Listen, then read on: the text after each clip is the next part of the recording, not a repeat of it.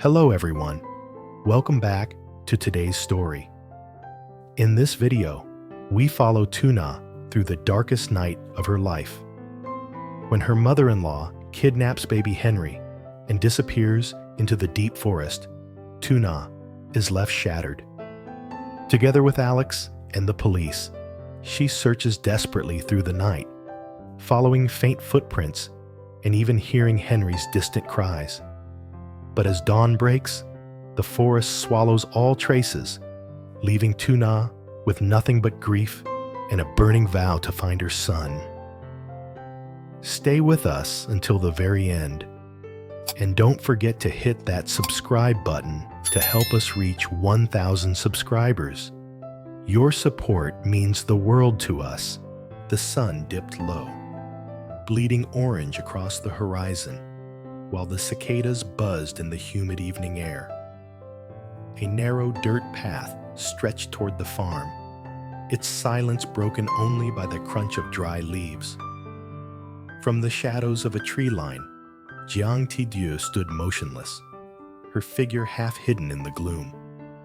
Her eyes, sharp and restless, locked onto the small farmhouse where baby Henry lay asleep. Her face carried years of bitterness, etched lines of regret mixed with something darker. Once, she had cast Tuna out of her life, believing it was the right choice. She hadn't known then that Tuna was carrying Henry. Now, loneliness clung to her like a shroud. Each day gnawed at her, and in her solitude, Henry's innocent image became her obsession, her only flicker of light. Her lips trembled as she whispered into the night, "You belong with me, not her." That single thought had grown inside her, twisting, solidifying, until it became a dangerous resolve. The idea of kidnapping Henry no longer felt like madness. It felt like destiny. Her pulse quickened as she stepped forward, the grass brushing her ankles. Each step felt heavier, yet her mind insisted it was justified. Inside the house, Henry slept soundly in his crib, unaware that fate hovered over him. Tuna was far up the hill, gathering firewood, her thoughts filled with the chores of the day. She had no idea the fragile piece of her home was about to shatter. Dieu slipped through the door with surprising ease, her breathing shallow. She leaned over the crib, gazing at her grandson's angelic face. A pang of guilt stabbed through her chest, but she pushed it aside, wrapping it in denial. "I'll raise you," she whispered, her voice quaking. "I'll prove I can give you more than Tuna ever could." With trembling arms, she lifted Henry. The baby stirred, but didn't cry, his tiny fingers curling against her sleeve. Dieu clutched him close, her heart torn between love and selfishness. Without another glance, she disappeared into the night. The fields whispered in the wind, as though nature itself was complicit in her crime. By the time the first stars emerged, the house lay silent, empty, fragile, broken. Far away, Tuna balanced the firewood in her arms, sweat sliding down her brow. The thought of Henry's smile quickened her steps. She longed to see him resting peacefully in his crib. She pushed open the wooden door with a grin, only for her world to collapse. The crib was empty. The firewood scattered across the floor as her body froze. Her heart seemed to stop. "Henry!" Her scream tore through the still air. Desperate and raw, she rushed from room to room, yanking open cupboards, pulling aside blankets, as though her child could be hiding in impossible places. Her lungs burned, her hands shook, but Henry was nowhere. Her knees buckled, and she collapsed to the floor, clutching her chest. A knife of panic cut through her, sharper with each passing second. She staggered outside, voice breaking as she called again and again, "Henry! Henry!" But only the echo of her cries answered her. With trembling fingers, she pulled out her phone and dialed. Alex's voice crackled through the receiver, steady but alarmed. "Alex! Henry's gone." Her words broke into sobs. He tried to calm her, but the reassurance only splintered against her terror. She slumped onto the porch, her eyes vacant, staring into the dark. Shame clawed at her. Why had she left Henry alone, even for a moment? The house, once filled with warmth, now felt like a grave. The night wind stung her cheeks, but it was nothing compared to the ice that hollowed out her chest. Hugging herself, she rocked back and forth, her tears falling onto the cold ground. Above, the stars shone indifferent, a cruel reminder that the world went on, even as hers had stopped. Moments later, headlights cut through the darkness. Alex rushed from the car, his tall figure drawn tight with fear. He found Tuna trembling, her hands shaking, her voice hoarse. "Calm down, I'm here," he murmured, pulling her into his arms. But she only shook her head, gasping Henry's name like a broken prayer. Alex's jaw tightened. He knelt in front of her, meeting her eyes. "We'll find him, I promise." Pulling out his phone, he dialed the police, his tone fierce, each word a vow. "My son's been kidnapped. We need help immediately." Tuna clung to his sleeve, her sobs muffled against his shoulder. For the first time since she had discovered the empty crib, a thread of hope pulled her back from the edge. Blue and red lights soon washed over the house. Officers moved quickly, noting every detail, asking every question. Alex supported Tuna, helping her stand, guiding her to the car. She was fragile, her eyes hollow, but his hand in hers gave her the strength to move. Inside the police station, the harsh glow of neon lights made her look even more frail. She sat in silence until a thought cut through her haze. Jang Tidu. She remembered the unsettling way her ex-mother-in-law's eyes had lingered on Henry, filled with something possessive. "It could be her," Tuna whispered, her voice barely audible. Alex's eyes hardened, his hand tightening around hers. "Then that's where we'll start." The officers wasted no time. Within the hour, they were back in the car, racing down the narrow village road. The headlights carved tunnels through the thick night, the silence inside broken only by the scribble of notes and clipped radio chatter. Tuna sat rigid, her eyes swollen from tears.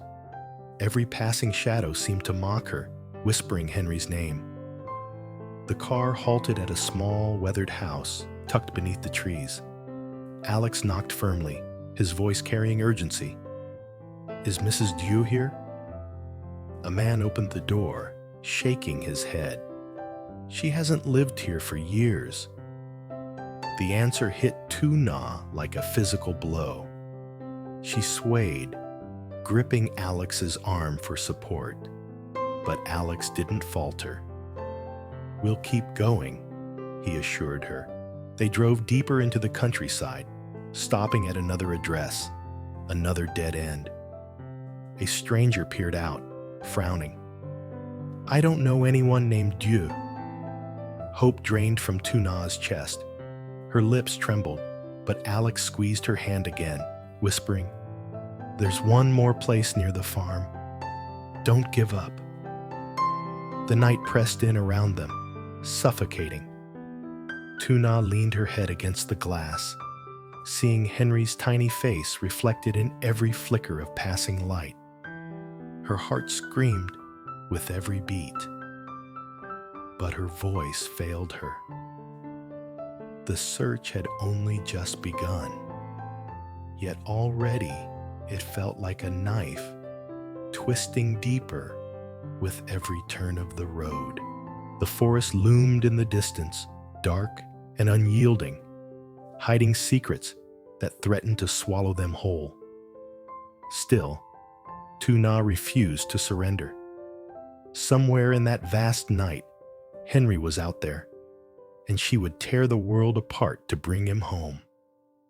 The police car crawled to a stop as the dirt road thinned, swallowed by the looming forest.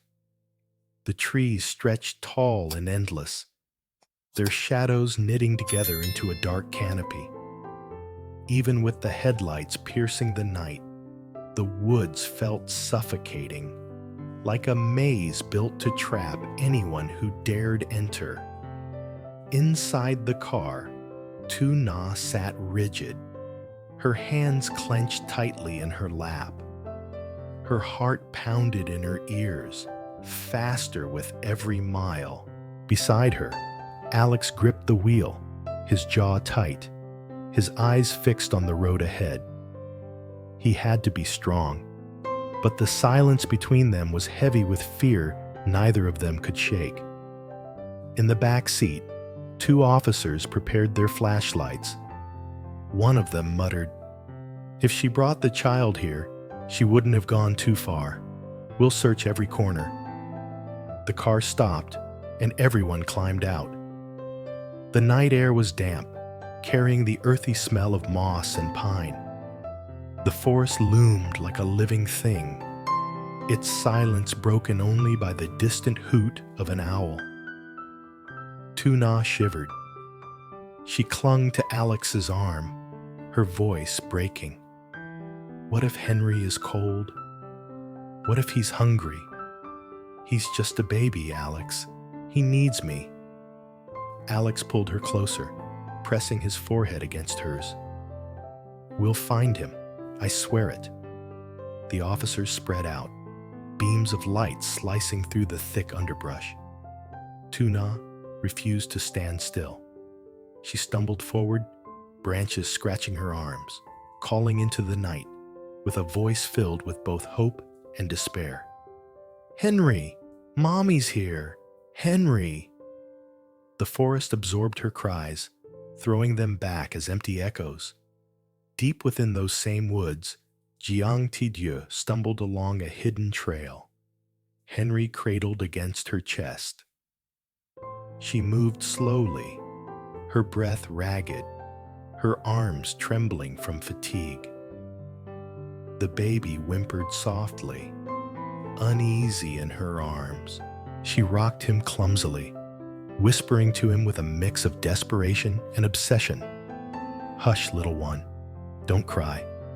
Grandma will take care of you. You'll grow up strong with me, stronger than with her." But Henry cried harder, his tiny fists pressing against her. The sound pierced her heart, but instead of stopping, she quickened her pace. Behind her, the trees swallowed the faint glow of her small fire, an abandoned attempt at warmth. Now she carried only determination, blind and relentless. Back at the search, the officers suddenly paused. One crouched down, shining his light onto the ground. Footprints, light impressions of a baby's shoes alongside heavier, uneven steps. Tuna dropped to her knees, tracing the small prints with trembling fingers. Her voice cracked. "It's him. It's Henry." Her tears spilled freely, but there was fire in her eyes now. She stood quickly, pushing forward. "She's close. We have to move." The officers nodded, urgency sharpening their steps. They followed the trail deeper, the forest thickening around them. Roots clawed at their feet. Branches whipped at their faces. But none of it slowed Tuna. The hope of Henry being near burned in her chest, keeping her upright when her legs threatened to buckle. Hours dragged on. The trail wound endlessly through the forest, sometimes clear, sometimes vanishing into rocks and leaves. Each time it disappeared, Tuna's heart sank, only to leap again when the officers found another sign. Broken twigs, disturbed earth, a piece of cloth snagged on a branch. But the deeper they went, the darker it became.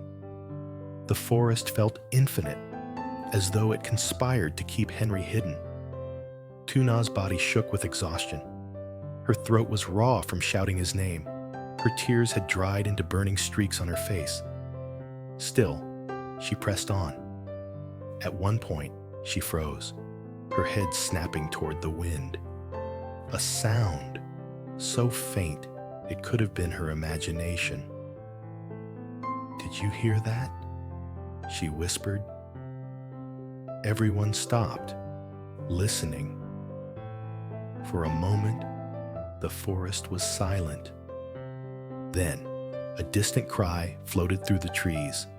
Thin, wavering, unmistakable, a baby's cry. "Henry!" Tuna screamed, her heart surging. She lunged forward, running blindly toward the sound. "Tuna, wait!" Alex shouted, chasing after her. Branches lashed at her skin, roots tore at her shoes, but she didn't stop. The cry had been real. She knew it. Her son was out there, calling for her. But as suddenly as it came, the sound faded. It slipped between the trees, drowned by the rustle of the wind. Tuna stumbled to a halt, her chest heaving. She spun in circles, calling out desperately, "Henry! Henry!" Only silence answered. The officers caught up, their flashlights darting across the darkness. One of them shook his head grimly. The sound carried. It could be anywhere in this forest. We'll have to widen the search. Tuna collapsed to her knees, her body racked with sobs. She clawed at the ground, dirt sticking to her hands. "I was so close. I heard him. I heard my baby." Alex knelt beside her, pulling her into his arms. His voice was steady, but his eyes betrayed his fear. "We'll find him. I promise. Don't give up on me now." She clung to him, her tears soaking his shirt. The forest loomed around them, vast and merciless, as though mocking her pain. Hours passed, but the search yielded nothing. No more footprints, no more cries, no sign of Henry or Dieu. The deeper they went, the more the forest seemed to erase their trail, as if it had swallowed them whole. By dawn, Tuna's strength was gone. Her legs refused to carry her further. The officers insisted they return to regroup, to bring in more searchers, dogs, even drones. But to Tuna, leaving the forest felt like betrayal. She stared into the endless trees, her eyes hollow, her voice a whisper. "My son is out there. He's waiting for me."